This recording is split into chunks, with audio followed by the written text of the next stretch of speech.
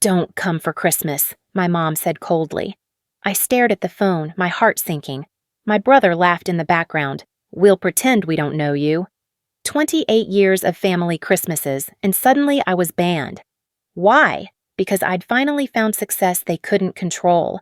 I stayed away like they wanted, but his friend saw my photo at their party and everything collapsed. 5 days later, my phone exploded with calls. My mother was crying. My brother was panicking. The family that banned me was now begging me to save them. Here's how everything changed. Last Christmas feels like a lifetime ago. I'm looking at this photo on my phone. Me, Mom, and my brother Michael around our old artificial tree. We're all smiling, wearing those matching red sweaters Mom insisted on every year. Michael's got his arm around me, and I'm holding up a gift card to Best Buy that I'd bought him. Again. Back then, I was still living in my tiny studio apartment in Queens, working 60-hour weeks as a junior software engineer. I was the good daughter, the one who never missed Sunday dinner, the one who always brought dessert and never complained when Mom served that dry turkey or when Michael borrowed money and never paid it back. But that was before everything changed. Before I created an app that sold for more money than our family had ever seen. Before I moved into this penthouse in Manhattan with floor-to-ceiling windows overlooking Central Park. Before success became my crime. My phone buzzes. It's a text from Mom. Sarah, bring wine for dinner Sunday. The good stuff, not that cheap nonsense. No, please. No, thank you. Just an order, like I'm her personal shopping service. I set the phone down and walked to my kitchen island. Real marble, not the Formica from my childhood. The contrast hits me hard. 6 months ago, I was clipping coupons. Now I'm deciding between a $1,500 bottle of Bordeaux and a $300 Pinot Noir for a family dinner where my brother will probably spill it on his wrinkled t-shirt. The irony isn't lost on me. For years, Michael was the golden child. Mom bragged about his potential while he bounced from job to job, moved back home at 32, and treated their basement like his personal man cave. Meanwhile, I worked my way through college, graduated summa cum laude, and built a career from nothing. But potential, apparently, was worth more than results. Until my app hit the market. Suddenly, family dinners became different. Mom started asking about my little computer project with this fake interest in her voice. Michael stopped talking altogether, just stared at his phone while Mom peppered me with questions about money. How much did I make? What was I going to do with it? Wouldn't it be nice to help family? The requests started small. Sarah, honey, could you help with the electric bill this month? Michael's having a rough patch. Then it escalated. Car payments, credit card debt, a new roof for the house. Always for Michael. Always urgent. Always my responsibility because I was so blessed. I said yes every time, because that's what family does, right? That's what good daughters do. They take care of everyone else. But something shifted after I moved into the penthouse. The comments got sharper. Must be nice to live like a princess while your family struggles. Remember where you came from, Sarah. Success can change people and not always for the better. Every conversation became a minefield. If I mentioned work, I was bragging. If I didn't, I was hiding something. If I bought nice things, I was wasteful. If I saved money, I was selfish. There was no winning. Last month, Michael asked for $10,000 to start a business venture. When I asked for details, he got defensive. When I suggested he write up a business plan, Mom called me controlling and condescending. When I finally said no, the temperature in that house dropped 20 degrees. You've changed, Mom said, her voice sharp as broken glass. Money's made you cold. But I hadn't changed. I'd just stopped being their ATM. And apparently, that was unforgivable. The Thanksgiving dinner should have been my warning. I walked into their house with a bottle of wine that cost more than most people's weekly grocery budget and homemade cranberry sauce from a recipe I'd learned in a cooking class. I was still trying to be the good daughter. Michael barely looked up from his phone when I walked in. Mom gave me one of those tight-lipped smiles that didn't reach her eyes. Sarah, how wonderful that you could find time for us in your busy, important schedule. The barb hit its mark, but I forced a smile. I brought your favorite wine, Mom. She glanced at the bottle like it personally offended her. How expensive was this? Seems like a waste when we're just family. Just family. Like being family meant I should bring the cheap stuff. Like loving them meant I shouldn't spend money on them. Nothing I did was right anymore. Dinner was a symphony of passive aggression. Michael complained about his job search while pointedly mentioning how some people had all the luck. Mom sighed dramatically about the heating bill while glancing meaningfully in my direction. Every bite felt like swallowing glass. I'd brought a check for the heating bill, $1,500 I'd planned to give quietly after dinner. But sitting there, listening to their performance, something inside me snapped. I put down my fork. Is there something you'd like to say to me directly? The silence stretched like a rubber band about to break. We're just saying, Michael finally spoke, not looking at me. It must be nice to have so much money that you forget what it's like to worry about bills. Forget?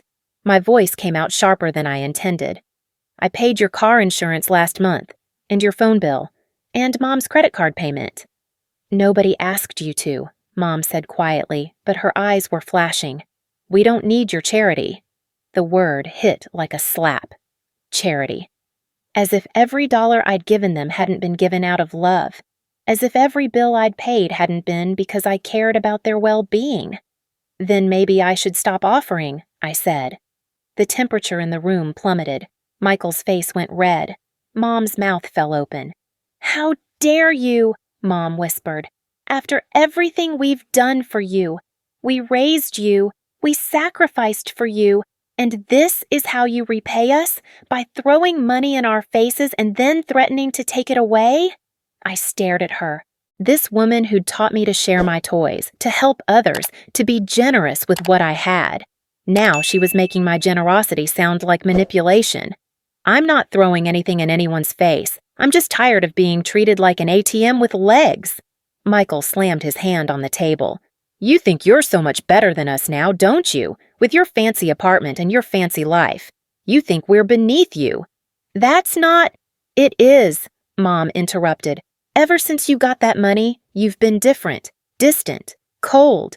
You barely call anymore unless we call first. You show up here like you're doing us a favor. I felt like I was drowning. Everything I said was being twisted, every action reinterpreted through a lens I didn't understand. I call every week. I visit every month.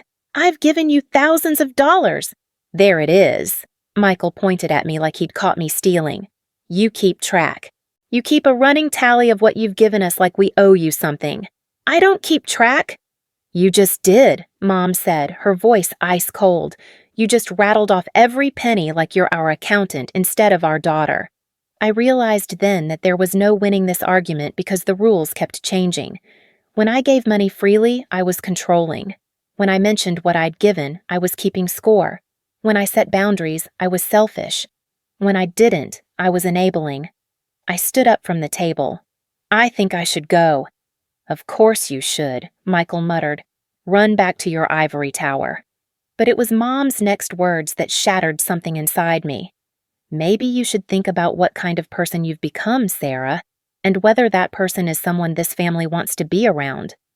I drove home in silence, my hands shaking on the steering wheel. When I got to my apartment, I sat in my car in the parking garage for 20 minutes crying. Not because they'd hurt my feelings, but because I finally understood. They didn't love me. They loved what I could do for them, and I'd been too blind to see it. The weeks after Thanksgiving passed in a cold war. Texts became shorter. Phone calls became rare. When we did talk, the conversations were stilted, formal, like we were strangers making small talk. I stopped offering money. I stopped volunteering to pay for things. I wanted to see if they'd still want me around if I wasn't useful. The answer came sooner than I expected. December 15th. I remember the date because it was exactly 10 days before Christmas, and I was shopping for their gifts online. I'd already picked out a cashmere scarf for Mom and a new gaming headset for Michael. Even after everything, I was still trying to show them love the only way I knew how. My phone rang. Mom's number. I answered with cautious optimism. Hi, Mom. Sarah. Her voice was different, formal, distant. "I need to talk to you about Christmas." My heart started racing. Maybe this was it. Maybe she was calling to apologize, to bridge the gap that had been growing between us. "Okay. We've decided it would be best if you didn't come this year." The words hit me like a physical blow.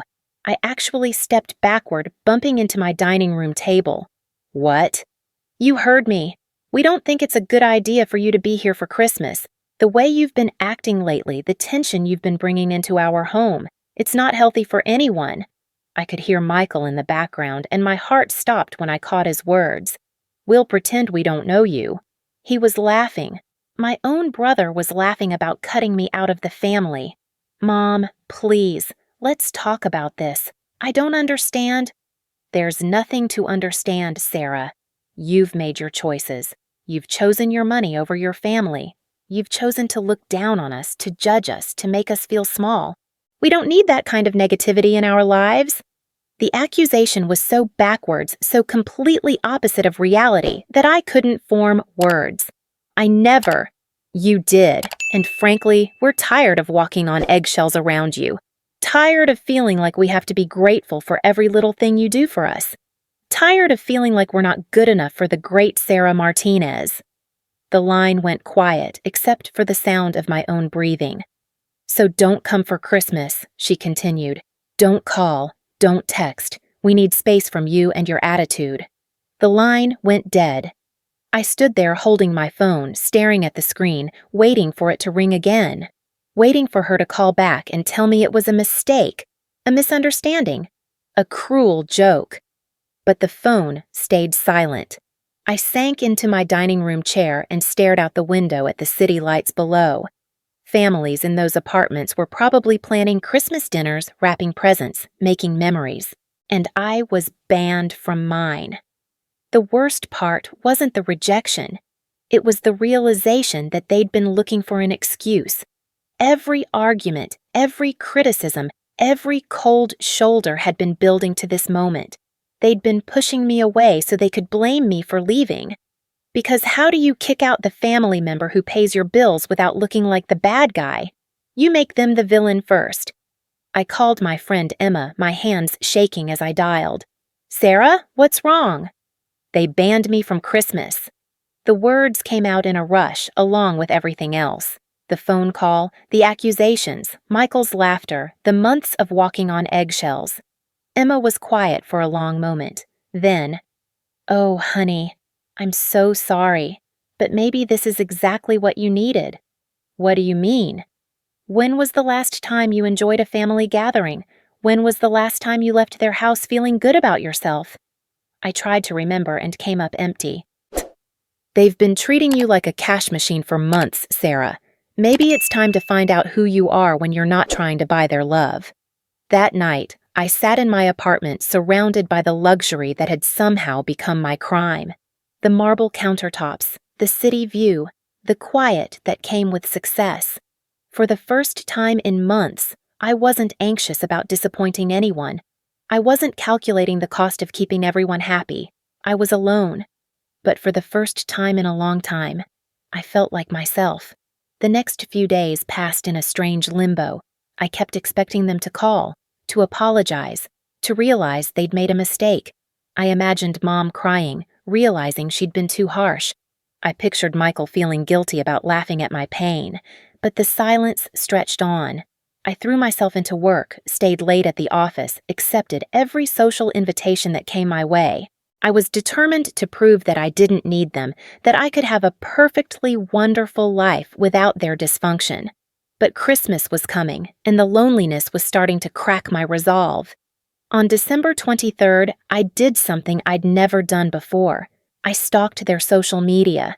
Mom had posted photos from their Christmas party, the same party I'd been banned from. There was Michael with his friends, all of them holding beer bottles and grinning at the camera. There was Mom in her red sweater, arm around Michael, both of them looking happier than I'd seen them in months. The caption read, "So grateful for family that truly loves and supports each other. It's your Christmas joy. Cha-cha family first blessed." I stared at that post for 10 minutes, reading between the lines. The message was clear. They were better off without me, happier without me, more blessed without my toxic presence in their lives. I was about to close the app when I saw something that made my blood freeze. Michael had tagged someone in a photo. "Thanks to Jake Peterson for the awesome Christmas surprise." Jake Peterson. I knew that name. Jake Peterson was the CEO of TechFlow Industries, the company that had bought my app. He was also, according to this photo, Michael's friend from high school who'd apparently shown up to their Christmas party. My hands started shaking as I scrolled through Jake's profile. There, 3 photos down, was a picture from a tech conference 6 months ago. The caption read, "Great panel discussion with Sarah Martinez, creator of Flowtask, the productivity app that's revolutionizing workplace efficiency." In the photo, Jake and I are shaking hands. I'm holding a plaque, the Innovator of the Year award. My name is clearly visible on the nameplate. My brother's friend had seen that photo. At the Christmas party I'd been banned from. The Christmas party where they were celebrating being free from my toxic presence. I dropped my phone and ran to the bathroom, barely making it before I threw up. When I finally stopped shaking, I understood exactly what had happened. Jake had shown up to their party, probably mentioned knowing me, maybe even talked about the sale of my app. Maybe he'd mentioned the exact figure, the number that had been in tech blogs for weeks, but that I'd never shared with my family. They'd spent months making me feel guilty for having money.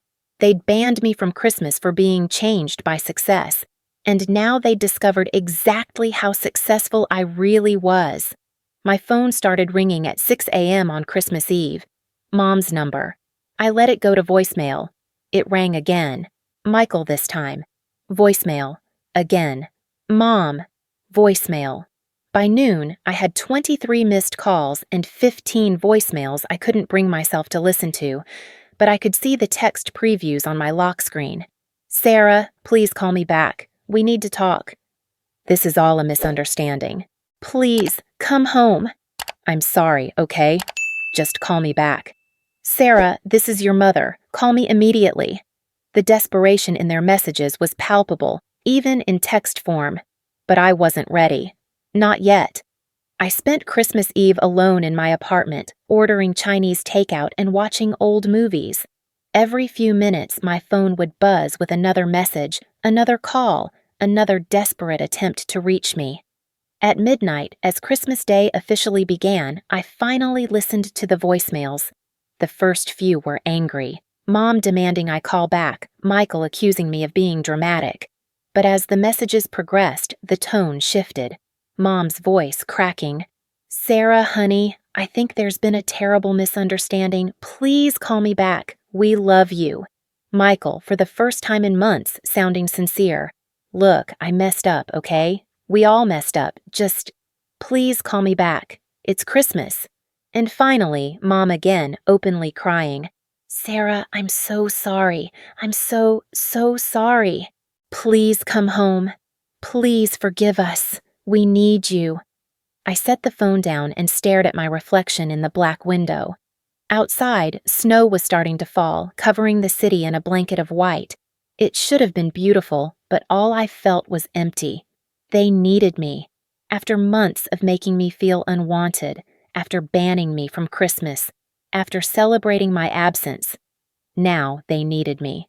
Because now they knew exactly how much I was worth, and somehow that hurt more than the rejection ever had. I sat with those voicemails for 3 days, replaying them until I knew every crack in Mom's voice, every pause in Michael's apology. But something had shifted inside me during those quiet Christmas hours alone. For the first time in months, I wasn't scrambling to fix their problems or manage their emotions. I was still. And in that stillness, clarity began to emerge. On December 27th, I called Emma. "How was your Christmas?" she asked gently.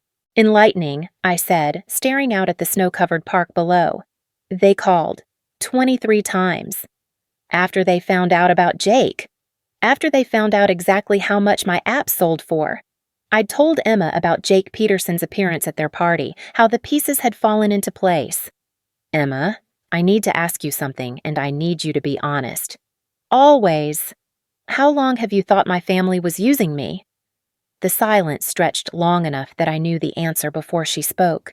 "Since the first time you told me about them, Sarah. About 2 years ago." My chest tightened. "Why didn't you say anything?" "Would you have listened? You loved them. You believed they loved you back. Sometimes people have to see the truth for themselves." That afternoon, I did something I'd never done before. I Googled financial abuse in families. What I found made my stomach turn. Article after article describing patterns I recognized like looking in a mirror. Signs of financial abuse from family members. Constant requests for money with emotional manipulation. Making you feel guilty for having financial success.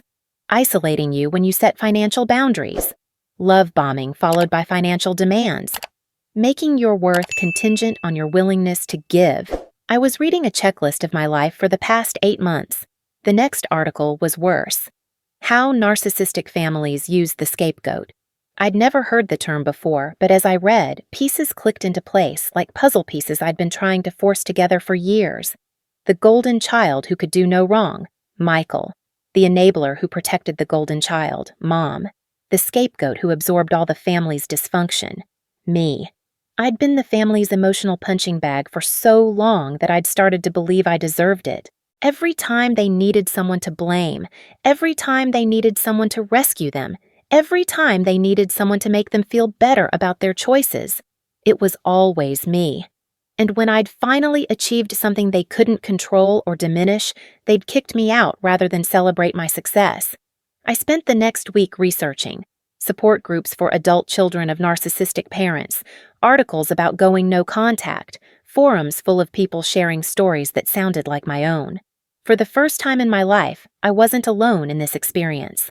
On January 3rd, I called Dr. Rebecca Chen, a therapist who specialized in family trauma.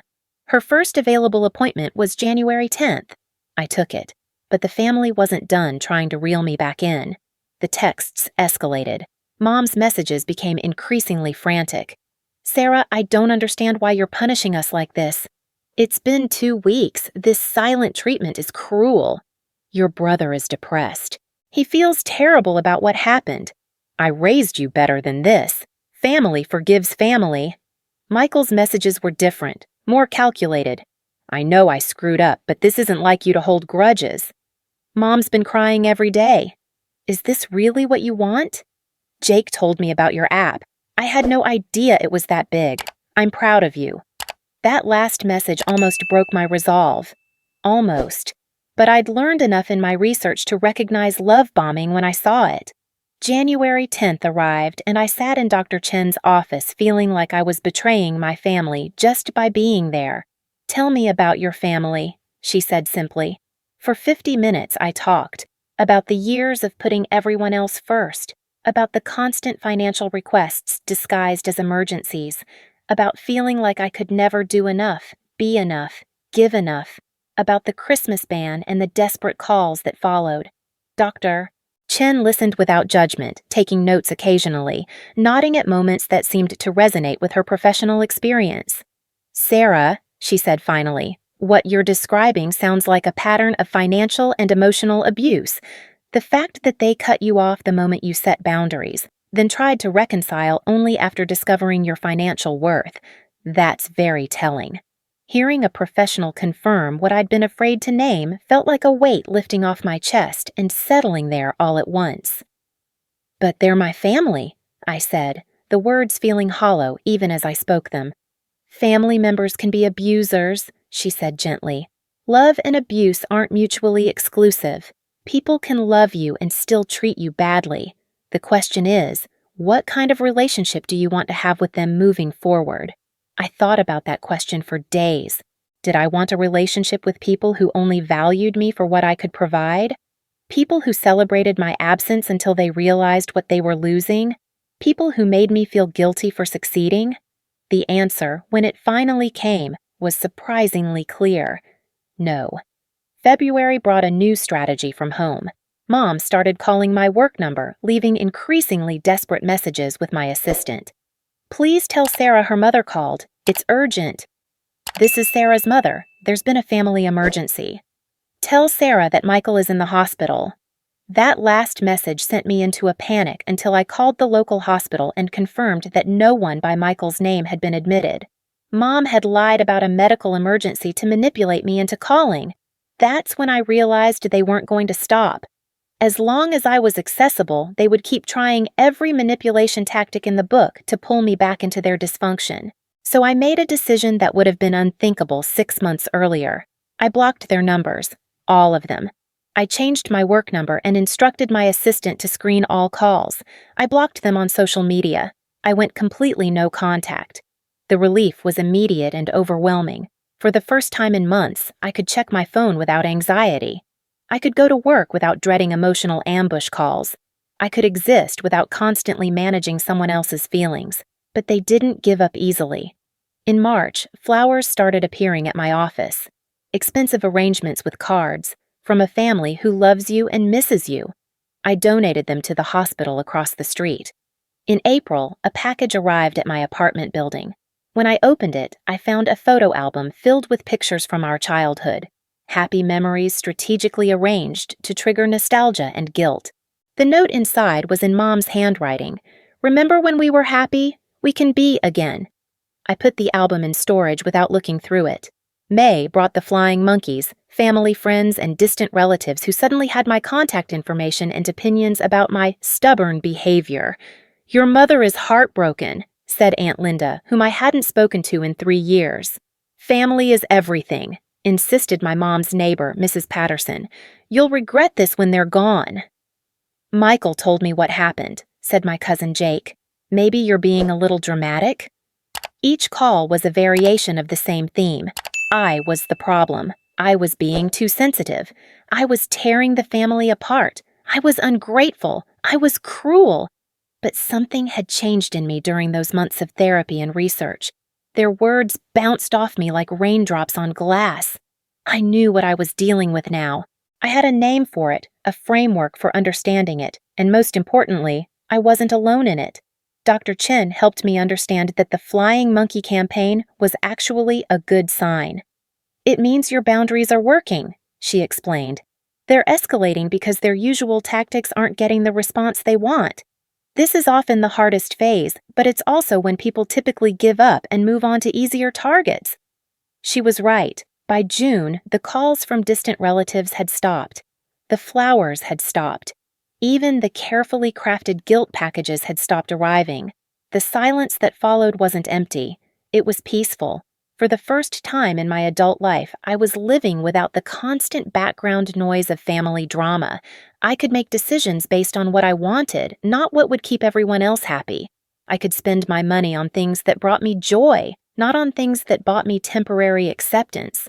I started rock climbing. I'd always wanted to try it, but Mom had always said it was too dangerous and unnecessary risk-taking.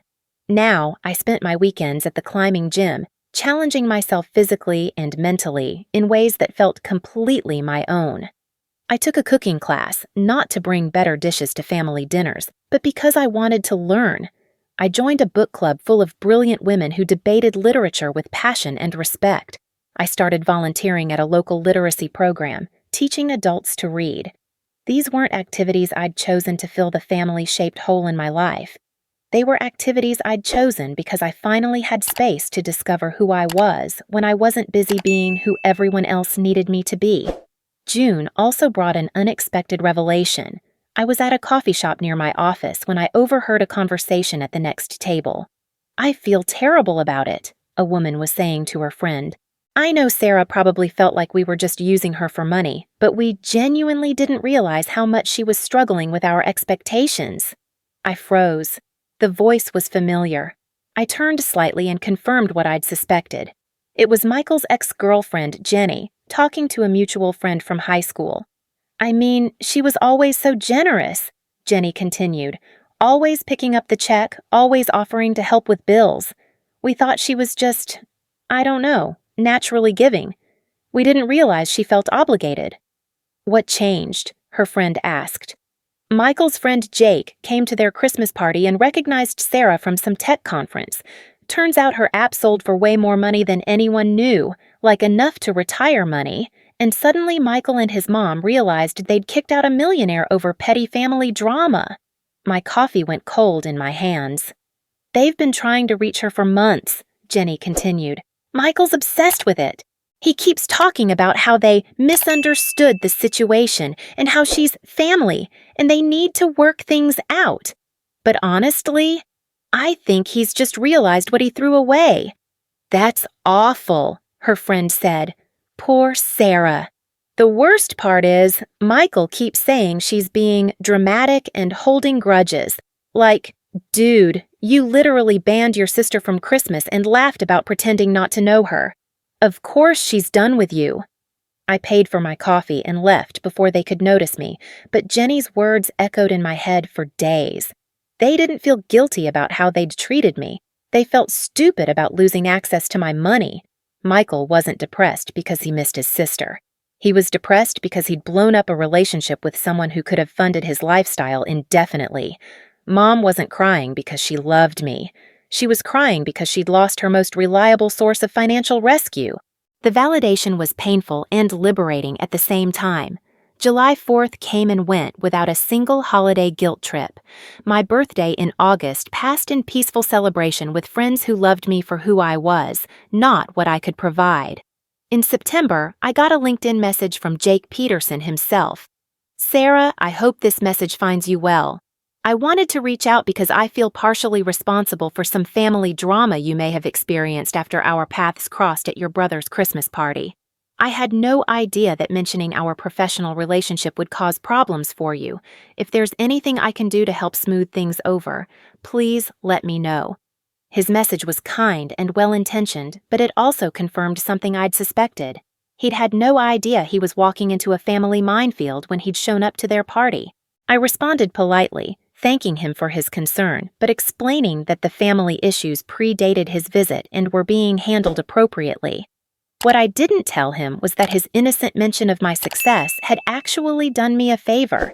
It had forced my family to show their true colors in a way that was impossible to deny or rationalize away. October brought news through the professional network grapevine that I hadn't expected. Michael had started a LinkedIn profile and was posting frequently about entrepreneurship and family values, and the importance of supporting loved ones in their success. The irony was rich enough to choke on. November arrived with the kind of crisp autumn air that used to make me nostalgic for family traditions. I waited for the familiar pang of loneliness, the urge to reach out and rebuild bridges. It never came. Instead, I felt something I'd never experienced during a holiday season: anticipation without anxiety. I was excited about Thanksgiving because I'd been invited to Emma's family dinner, and I knew it would be warm and genuine. I was looking forward to Christmas because I was planning a trip to Europe with friends, something I'd always wanted to do but never could because it would conflict with family obligations. For the first time in my life, the holidays belonged to me. December 15th, exactly 1 year since the phone call that changed everything. I was putting the finishing touches on my Christmas tree when my doorman called up. Ms. Martinez, there's a woman here who says she's your mother. She doesn't have clearance to come up, but she's asking if you'll come down to speak with her. My hands went still on the ornament I was hanging. After 10 months of no contact, she'd shown up at my apartment. Tell her I'm not available, I said, my voice steady despite my racing heart. She says it's an emergency. She says your brother is in trouble and needs your help. I almost laughed. The same lie that had failed in February, recycled for December. How desperate did they have to be to try the same manipulation twice? Please tell her that if there's a genuine emergency, she should call 911, otherwise she needs to leave the property. Will do, Ms. Martinez. I hung up and returned to my tree decorating, but my hands were shaking. It took 3 tries to hang the next ornament without dropping it. 20 minutes later, my doorman called again. She's still here, ma'am. She's sitting in the lobby and says she's not leaving until you talk to her. This was escalation I hadn't expected. In all my research about no-contact situations, I'd read about family members showing up unannounced, but I hadn't truly prepared for how violating it would feel to have my safe space invaded. Please call building security and have her removed, I said. If she refuses to leave, call the police. Are you sure? She seems pretty upset. I'm sure. 30 minutes later, he called a third time. She's gone, ma'am. Security escorted her out. She left this note for you. Please throw it away. You don't want to read it? No, thank you. That night, I called Dr. Chen for an emergency session. How do you feel about what happened today? She asked. Proud, I said, surprising myself. And sad, and relieved. Is it normal to feel all of those things at once? Completely normal. You set a boundary and maintained it under pressure. That takes tremendous strength, especially when the pressure comes from family. I keep waiting to feel guilty about it. Do you? I searched my feelings honestly. No, I feel clear, like I made the right choice for the right reasons. That clarity is a gift, Dr. Chen said. It means you're healing. December 24th, Christmas Eve. I woke up in my quiet apartment and felt something I'd never experienced on this day before. Excitement. In a few hours, I'd be heading to the airport for my Europe trip. Tomorrow, I'd be having Christmas dinner in a little restaurant in Prague, surrounded by ancient architecture and new experiences. I was having coffee and checking my flight status when my phone buzzed with a text from an unknown number. Sarah, this is Jake Peterson. I hope you don't mind me reaching out, but I felt you should know. Your brother has been calling my office repeatedly, asking for your contact information. He seems to believe I have some influence with you. I wanted you to know that I haven't and won't share any information about you. I also wanted to say that whatever happened between you and your family, I hope you know that you've built an incredible life and career. You should be proud of what you've accomplished. Merry Christmas. I read the message twice, then screenshot it and saved it. Not because I needed validation from Jake Peterson, but because it was concrete proof of what I'd suspected. Michael was still trying to find ways around my boundaries. Even after being removed from my building, even after months of silence, he was still looking for backdoor access to my life. The fact that he was bothering Jake, someone who barely knew me and had no obligation to get involved in family drama, showed a level of desperation that would have triggered my guilt and rescue instincts a year ago. Now it just reinforced that I'd made the right choice. I responded to Jake, "Thank you for respecting my privacy and for your kind words. I hope you have a wonderful holiday season." Then I finished packing for Prague. As my plane lifted off on Christmas Day, I looked down at the city lights below and thought about all the Christmases I'd spent walking on eggshells, managing emotions, buying love with money and attention. All the holidays I'd ended feeling drained instead of fulfilled, criticized instead of celebrated. This Christmas, I was flying toward adventure and possibility. I was surrounded by friends who chose to be with me, not people who felt obligated or entitled to my presence. For the first time in my 30 years, Christmas felt like a gift instead of a performance.